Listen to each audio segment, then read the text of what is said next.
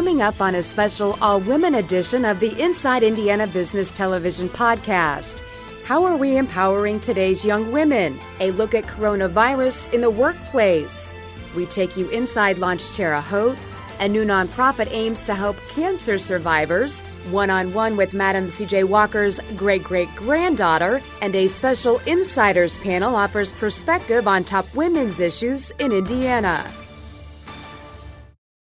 Welcome to the Inside Indiana Business Television podcast. I'm Mary Rachel Redmond, in for Andy Ober. Melina Kennedy is an Indiana success story. She served in the administration of Indianapolis Mayor Bart Peterson and has moved up the ranks at Cummins, currently serving as Vice President of Product Compliance and Regulatory Affairs. She joined Inside Indiana business host Gary Dick to talk about how to empower young women in the workforce. We're going to talk about your journey, but I want to talk about Cummins because a lot of companies talk about diversity and empowering women, but there are a lot of examples where this big company, Cummins, is empowering women in Indiana, in the U.S., and around the globe. Thank you. I love working at Cummins for lots of reasons, but the inclusion and diversity commitment is great. And it starts with our leadership. Our CEO, Tom Linebarger, is very committed to making sure that women have a voice and a place of leadership in Cummins. In fact, our top leadership in Cummins is represented by approximately 40% are women. Our board of directors has 3 women, and we have a number of initiatives and other things that are more than just talk. They really contribute to inclusion and diversity, particularly women. You announced not long ago a huge initiative, Cummins Powers Women, which is focused on women and girls, and I believe it's the largest community effort Cummins has ever undertaken. It's really exciting, and it's global. As a global company, we're trying to make a difference in the lives of women and girls all over the world. We've invested over $11 million in a number of programs that are evidence-based to help women achieve success in a variety of conditions. Also advocate for legislation and government changes and policy changes that help women and girls all over the world. And it's something that's just really exciting. And again, our CEO is committed. Our head of our foundation, Mary Chandler, has been working hard on it, and it's achieving great results in a shorter period of time. You have achieved success in the political world and certainly now in the male-dominated world of manufacturing. Talk about that journey, the challenges, the opportunities, how things maybe have changed over the course of your career. Well, I think over time, I just hit the big 50 this summer, so I've seen things progress over the years in terms of how women are doing, and I think we've seen a lot of positives, but there's still a long way to go. It wasn't that long ago when I was running for office and people would ask me, what are you going to do with your kids? Probably most men don't get that question. Right. But then I'm at a place like Cummins where I feel I've had the opportunity to grow and contribute and lead. And so I've seen a lot of positive progress, but I think most people would say that there's still opportunity for improvement. What, in your view, to continue that improvement or to get to where things need to be, what needs to happen? Are there things that can be done? You mentioned the initiatives at Cummins. Can other companies or organizations do things to help the process? I think so. I think awareness, so things like the Indiana Conference of Women, bringing awareness to the table and talking about how we can promote women and work together, but also being able to see women in leadership roles is really important. So seeing companies like Cummins who have a lot of women in leadership roles and seeing other companies do that as well is really important for people to understand that women have a lot to contribute. We're more than 51% of the society. And so those are some of the things that I think can make a difference. Yeah, a lot in manufacturing and some other kind of non-traditional fields, if you will, but STEM, science, technology, engineering, and math. So important. A lot of efforts to get more women and young girls engaged at a young age in STEM-related fields. That's right. And that's part of the focus of the Cummins Powers Women Initiative, as well as other things that we're doing as a company. You mentioned this earlier, but you mentioned about 40% of Cummins' leadership team women, 1 in 3 employees women. Is a big part of it doing, not just saying, but doing and executing on some of these initiatives to get women to see, hey, I can do that. I can be part of that. No question. And so it's easy to say these words about diversity and inclusion, but you have to follow it up with action. And I think we would say even at Cummins, we still have more work to do, but progress has been made, and that's important so that it isn't just words, it's actions as well. Melina Kennedy from Cummins, great perspective. Great to see you as always. Thanks for joining us. Thank you. Still to come, we spotlight a sign by design and get a progress report on Launch Terre Haute. But first, given the spread and fears surrounding the new coronavirus, many employers that have previously been hesitant to embrace remote work policy are now having to reconsider. So how do companies make the transition? CVC Communications CEO Marilyn Morin-Townsend spoke with guest host Gene Wodowitz, president of Cambridge Capital Management. So I understand that you were perhaps ahead of the curve in bringing this issue to the attention of businesses. True. It was on our radar because we've been there before. So I'm going to take you back 20 years to September the 13th. We were in New York City to produce a major nationwide training event 2 days after 9/11. Oh my. Of course, it got canceled. Right. As did all of the meetings in the subsequent months because no company wanted to put their employees on airplanes. Now, I don't know if it was divine intervention or good planning, but we had previously invested just a few months earlier in what was at the time a brand new technology, the webinar.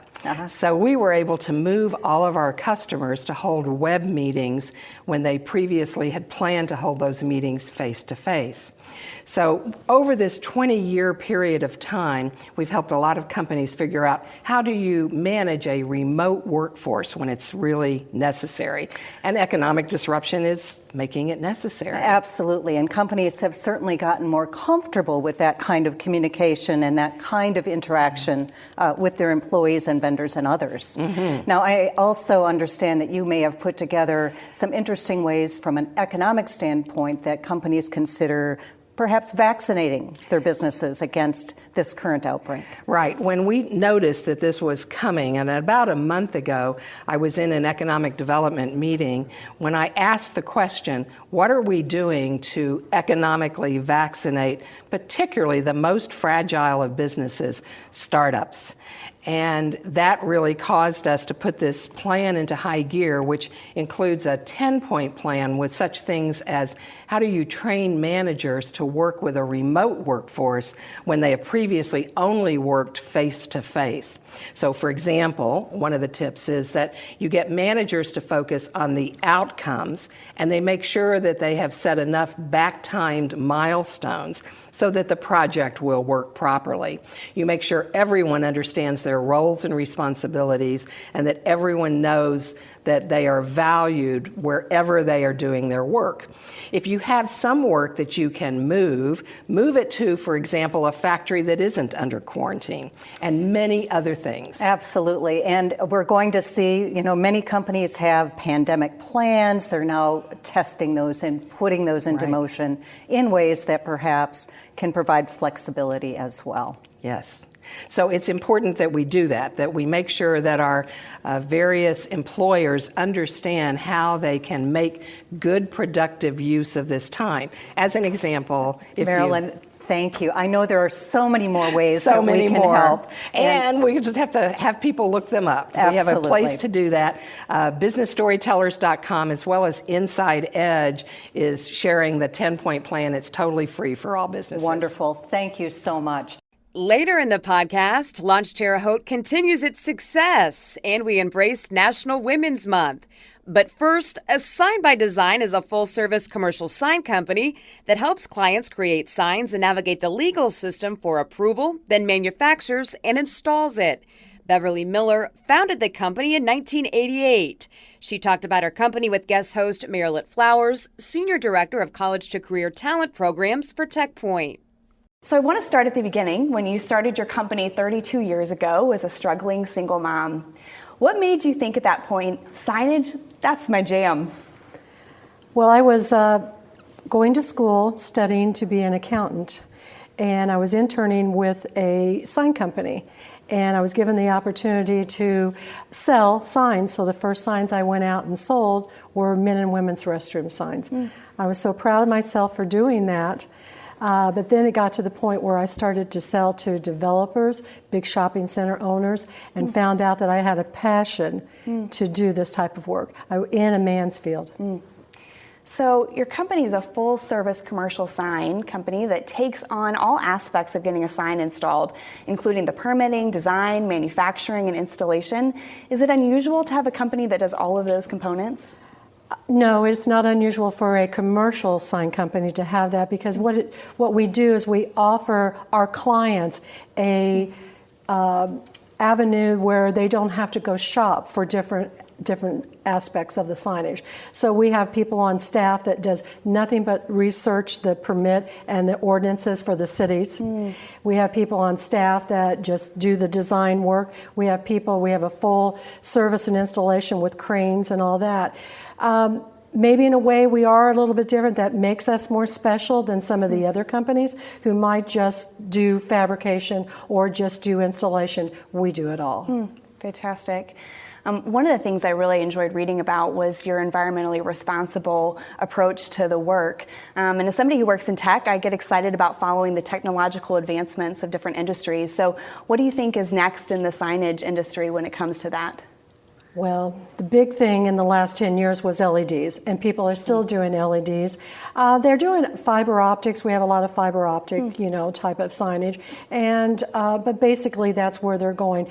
I'd like to see them come up with more materials, because people believe that signages are made. They're basically only made from metals, woods, and plastics, and so it'd be nice to see recirculated, take plastic and reinvent the plastic, and we start fabricating from that type of material. Sure. Yes. Exciting things ahead. But before, it was just nothing but fluorescence or neon. And everybody loved neon, but neon was high voltage, and it was unsafe, and it burned buildings down. So when they came out and said all LEDs, it was fabulous. The customers love it. It's low voltage, and it's less energy. So it was a win-win for everyone. Fantastic. Well, you certainly are an accomplished woman, and I can imagine there are a lot of people who have learned from you during their career. What advice do you have for young women, particularly who are going into a field where there are not a lot of other women leaders to learn from? Well, I would believe that you have to have a passion for what you want to do. You can't just go in and say, I want to do this. You have to have a passion. Then you have to work very hard and very smart and never give up. Don't give up.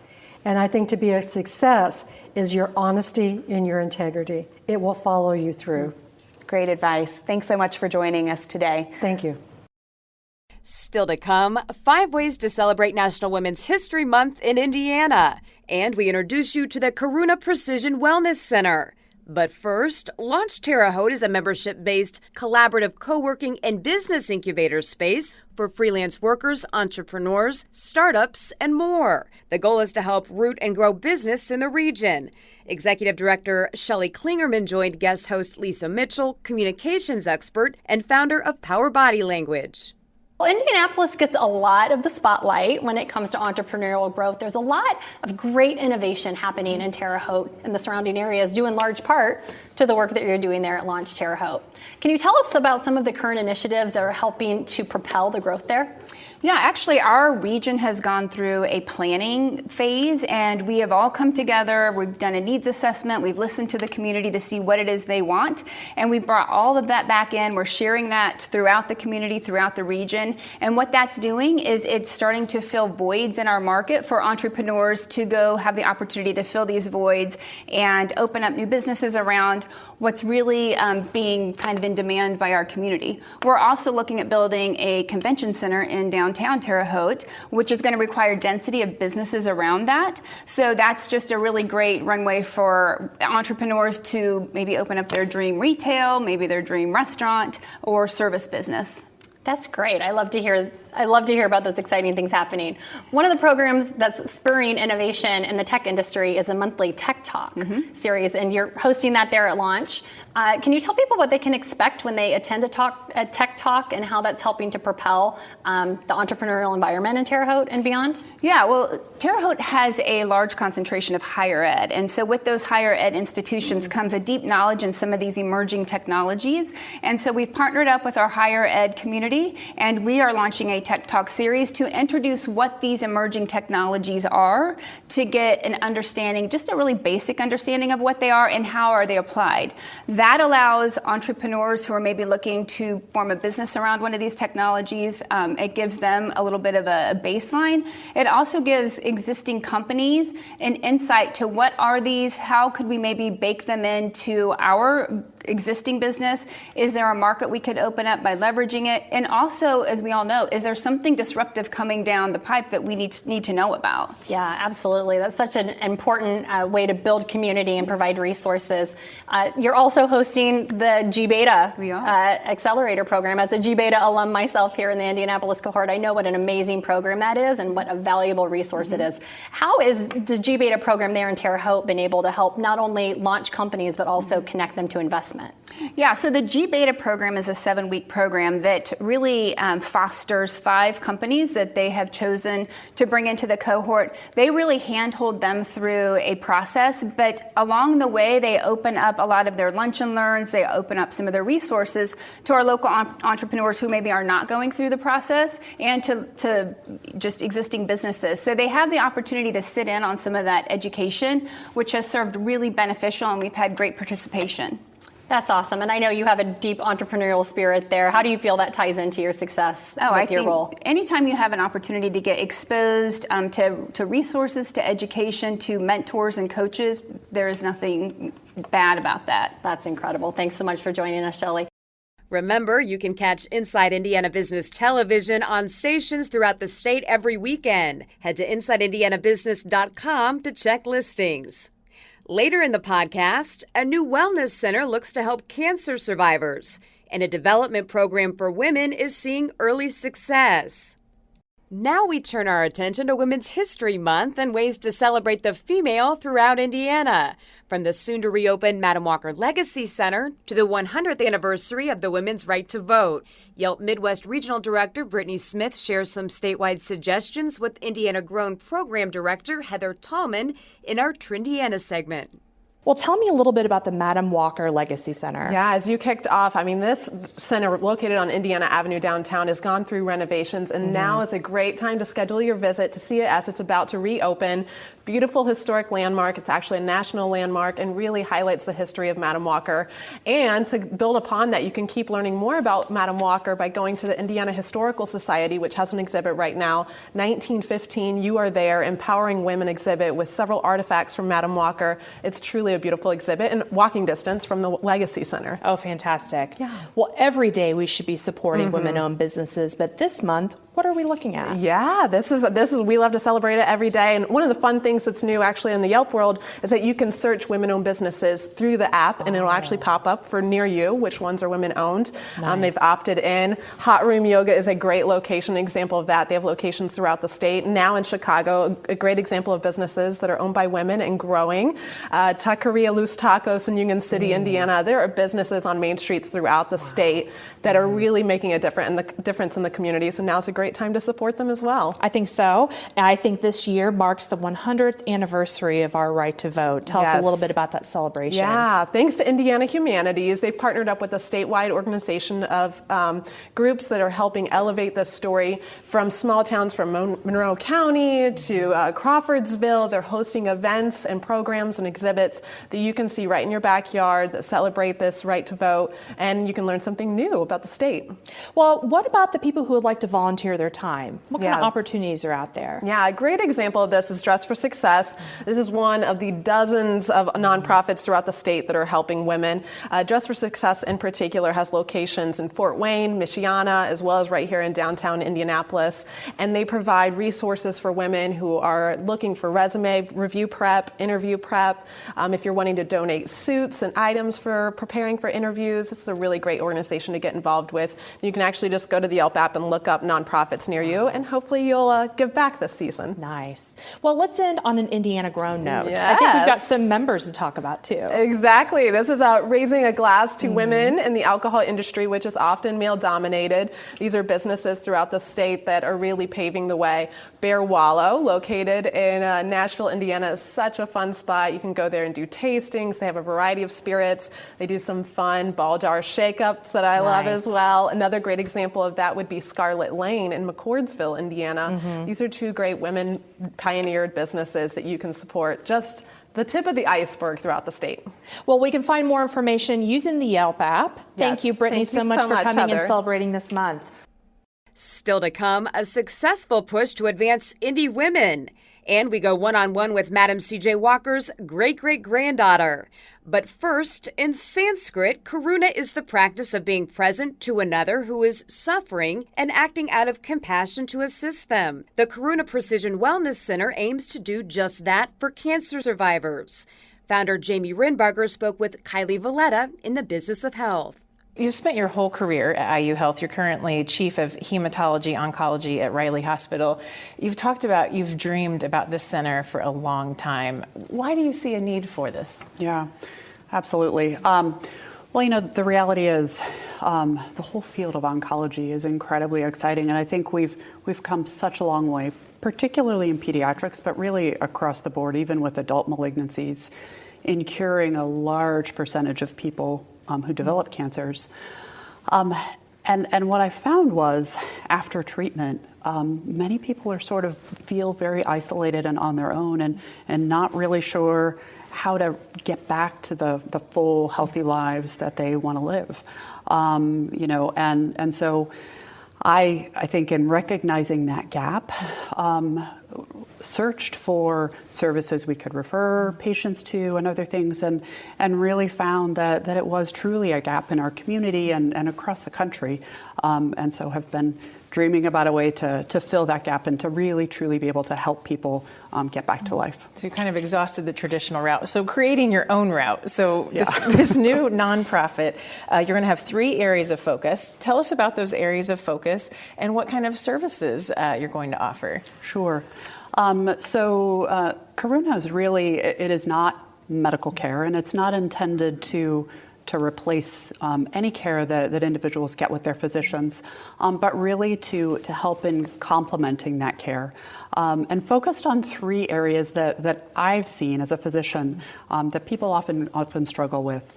So focusing, 1, on optimizing physical function and fitness. So that can range from addressing general weakness and deconditioning to chemotherapy-induced peripheral neuropathy and a whole variety of other things. The second area is nutritional wellness. There really is an increasing awareness around the use of food as a medicine, or really in being very conscious about optimizing nutrition. And so this will be nutritional counseling and meal planning specifically focused for the cancer and cancer survivor population. And the third area is what we're calling psychosocial, emotional, and cognitive wellness.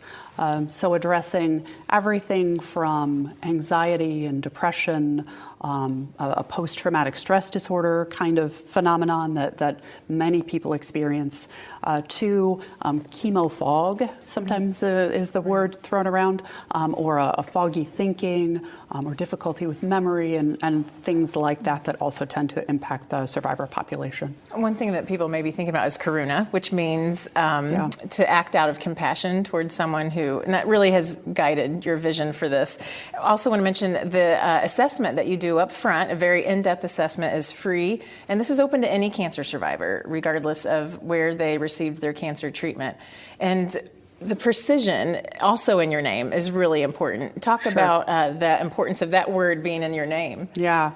So, I think one thing that has driven me throughout my entire career is in treating people as individuals. We recognize even with chemotherapy drugs and other medications that we use as healthcare providers, that it's not a one-size-fits-all approach. And with health and wellness, that same sort of approach is really critical to helping an individual person get back to their healthiest, most productive life. And so we do take a very individualized approach, as you mentioned, based on a comprehensive baseline assessment that evaluates those 3 important areas. And that baseline assessment when they come in the door is free. Also, the exercise plans are free. Another really important piece of this is research. That's a really important component of this new center. Absolutely. So we do include both a research component as well as a service component that allows us to capture information on how the interventions that we're providing or services that we're providing are benefiting individuals. And as a physician and scientist, I think that's really critical. We're kind of charting new territory here, and so really providing evidence for the medical community and as well as the integrative health professionals around the world about what approaches that we're using that may be particularly effective or not, to help in continuing to refine and improve services that not only we provide, but that hopefully others will increasingly be providing around the country. The second point is I think it's important to provide evidence for what we're doing to ultimately provide data that insurance companies need so that over time more and more of these services may be covered by insurance providers. Exactly. Well, congratulations on turning your dream into a reality, and keep us posted. Absolutely. Thanks for coming to the show. Yeah, thank you so much. Later in the podcast, the latest on the Madam Walker Legacy Center and a special edition of The Insiders. But first, a year-long program designed to help Indianapolis women recognize their potential is already seeing success. Leaders with Advancing Indy Women are now seeking funding for another year. IU Kelley Clinical Professor of Marketing Kim Saxton talked about the program with guest host Alicia Johnson, Indianapolis Public Schools Superintendent. First, tell me a little bit about Advancing Indy Women. How did this idea come about and why? Well, you can imagine at the Kelley School of Business that we have been training women as business professionals for years. And about 5 years ago, we started an effort more specifically to look at how to help women advance at a faster rate. And my partner, Charlotte Westerhouse Renfro, and I started doing presentations on negotiation and personal branding and grit and executive presence. And we just couldn't help but feel like the needle was stuck. Yeah. So we wanted to look at middle manager women or middle level women and think, how can we help them stop hitting the glass ceiling?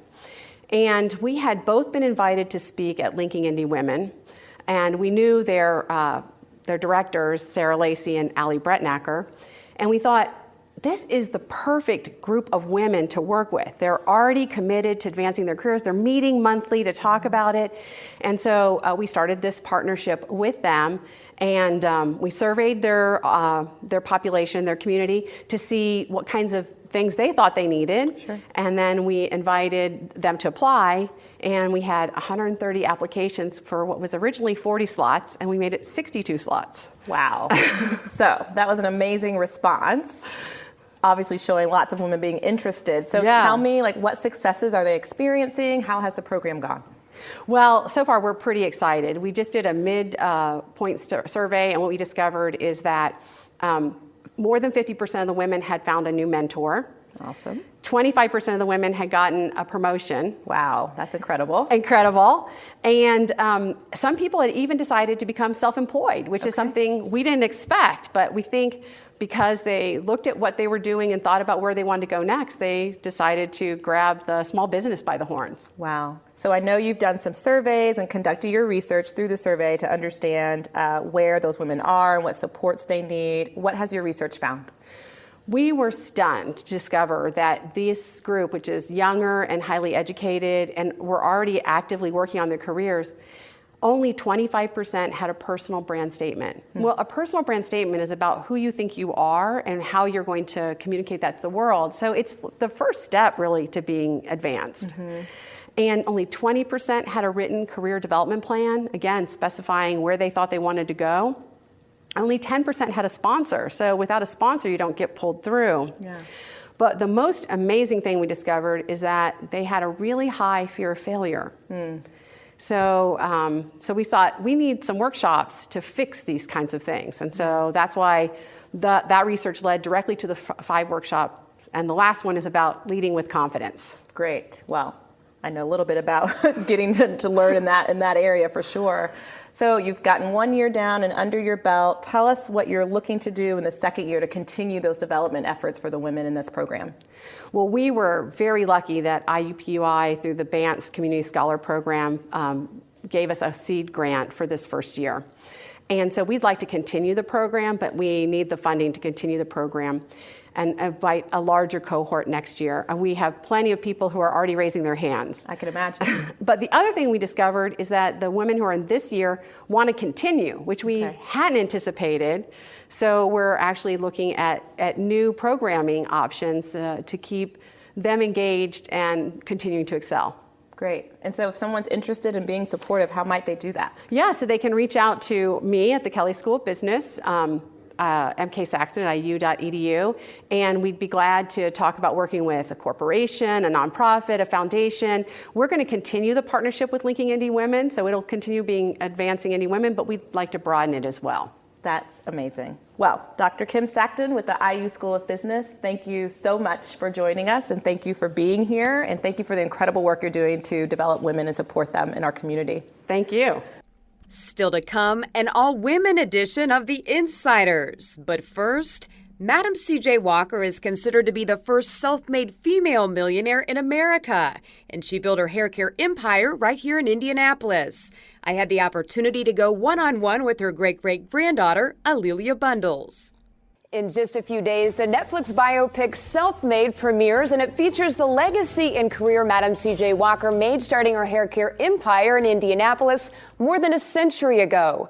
Now her legacy of entrepreneurship and business will live on in the newly renovated Madame Walker Legacy Center, thanks to a partnership with Indiana University and IUPUI.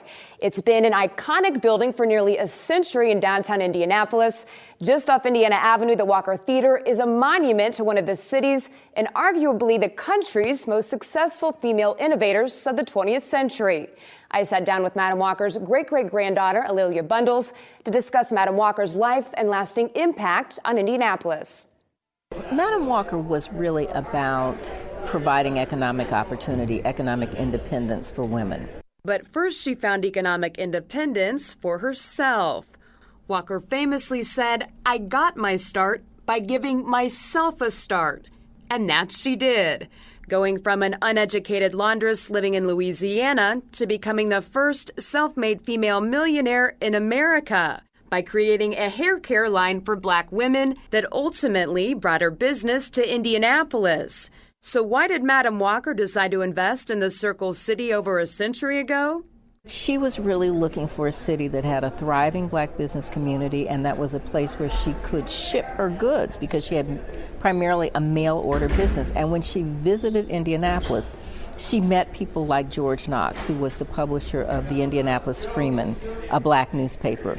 That was a nationally distributed newspaper. There was a chapter of the National Negro Business League here. But she also saw that it was a place where trains were coming through every day, hundreds of trains coming through. The highway system was just being built. It was a place that manufactured cars. So Madame Walker could see that this was a place that was a good place to do business, and that is why she settled here. And it would prove to be a wise decision. At the time of Walker's death in 1919, her company was bringing in what today would equate to more than $3 million, while also providing life-changing employment for nearly 40,000 workers. She saw herself in the women who were her sales agents, and she saw they needed education and they needed economic independence. She helped to create generational wealth for African American families because they could educate their children and buy homes and invest in real estate. Walker's inspiring story is now the subject of the upcoming Netflix series Self-Made, starring Octavia Spencer. It's really wonderful that this Netflix series inspired by my book. So a Netflix series, like any Hollywood production, veers a bit from the actual story, but it does introduce a lot of people to a historical figure who they need to know about and who I think will inspire them. And then I'm hoping they will come visit Indianapolis, come to the Madame Walker Legacy Center, go to the Indiana Historical Society. So what would Madame C.J. Walker think of women in business today?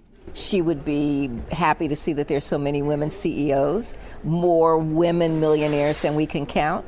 But I think she'd be frustrated that such a small percentage of venture capital goes to women. So she would say we have really come a long way.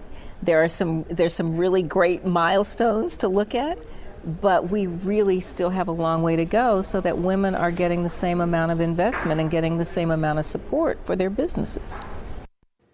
The grand opening of the Madam Walker Legacy Center is set to open in early June. And again, the Netflix biopic Self-Made that stars Octavia Spencer as Madam C.J. Walker and executive producer LeBron James will premiere on March 20th.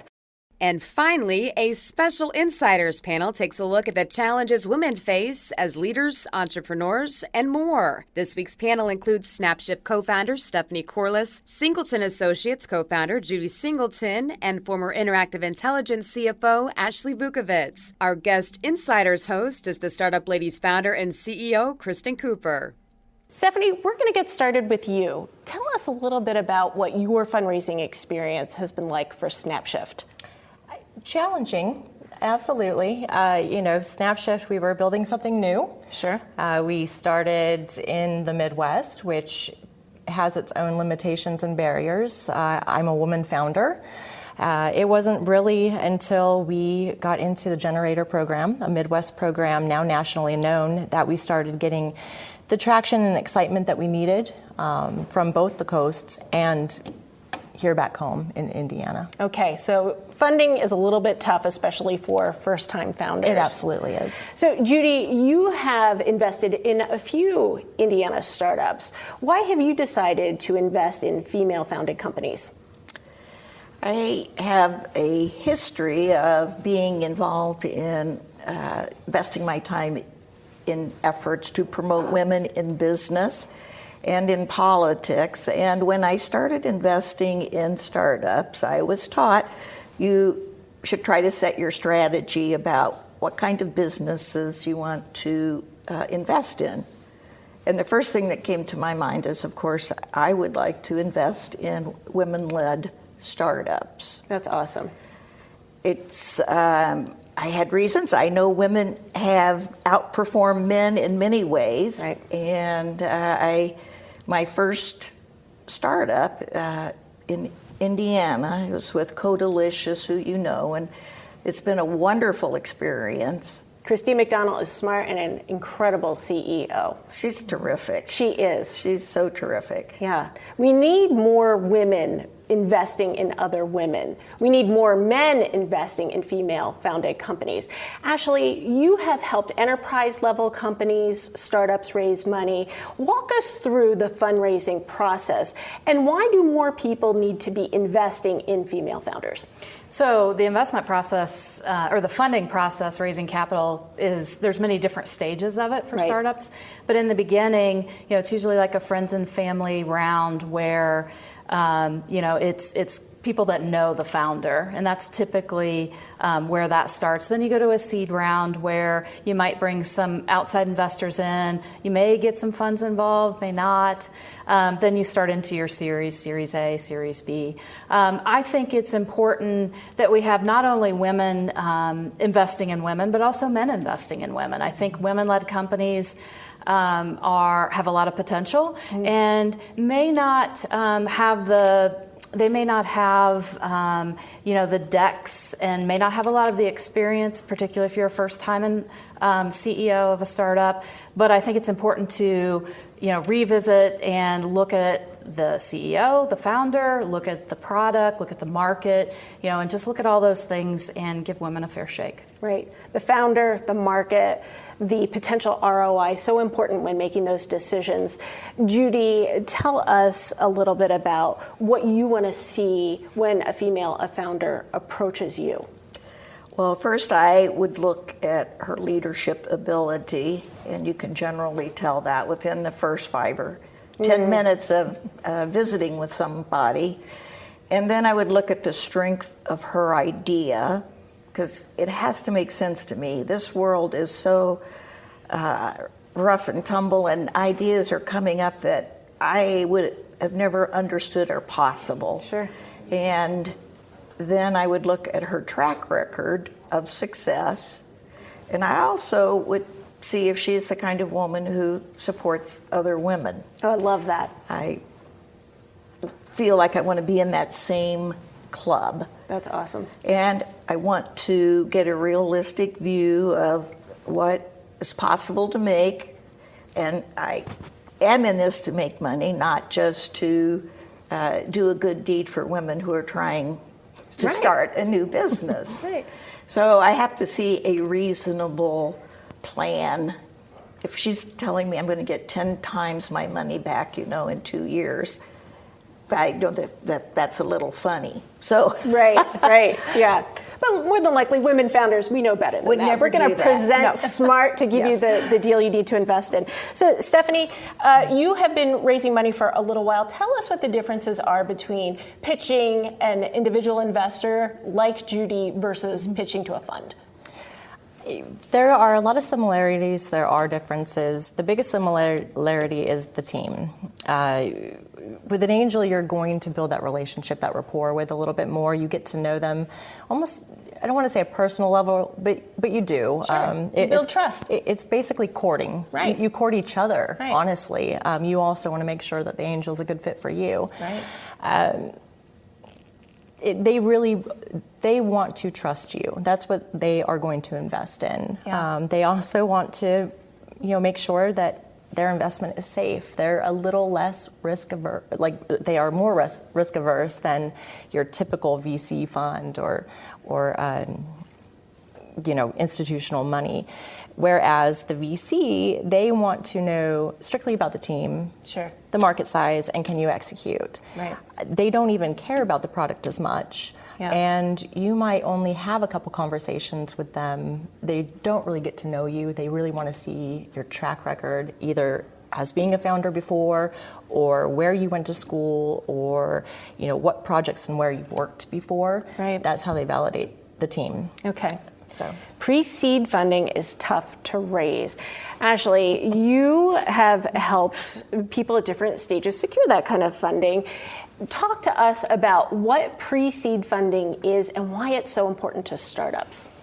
Yeah, well, it's very important because it's really the money you're going to use to get your product or service off the ground. And depending on what that is, my background is in tech, so I invest in more in tech startups. There can be substantial funds that a company needs to get a tech product off the ground, tech product or tech service.